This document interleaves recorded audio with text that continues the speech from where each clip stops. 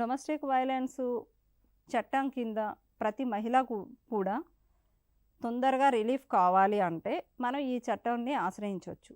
ఎందుకు ఆశ్రయించాలి అంటే అనేకమైనటువంటివి ఇప్పుడు ఒక మహిళ కేసు పెట్టాలి అంటే గతంలో సిఆర్పిసి ప్రకారం 125 ప్రకారం మెయింటెనెన్స్ వేసుకోవడం, అలాగే ఈ వీళ్ళు ఎవరైనా సరే గార్డెన్ కింద కానీ వాళ్ళకి ఏదైనా రిలీఫ్ కావాలంటే కూడా తొందరగా వచ్చేది కాదు.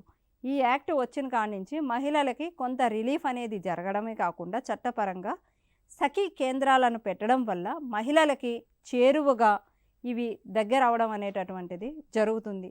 ఎందుకంటే ఆ సెంటర్స్కి వెళ్ళినటువంటి ప్రతి మహిళకి కూడా ఏదో ఒక రూపంలో వాళ్ళు ఉపాధి కల్పించడం కానీ, వాళ్ళు ఉండడానికి షెల్టర్ని కల్పించడం కానీ, పిల్లలకి ఎక్కడ పెడితే ఎడ్యుకేషన్ ఉంటుంది అనేటటువంటిది కూడా కొన్ని కేంద్రాలలో సఖీ కేంద్రాల్లో ఆలోచిస్తున్నారు, చేస్తున్నారు కూడా.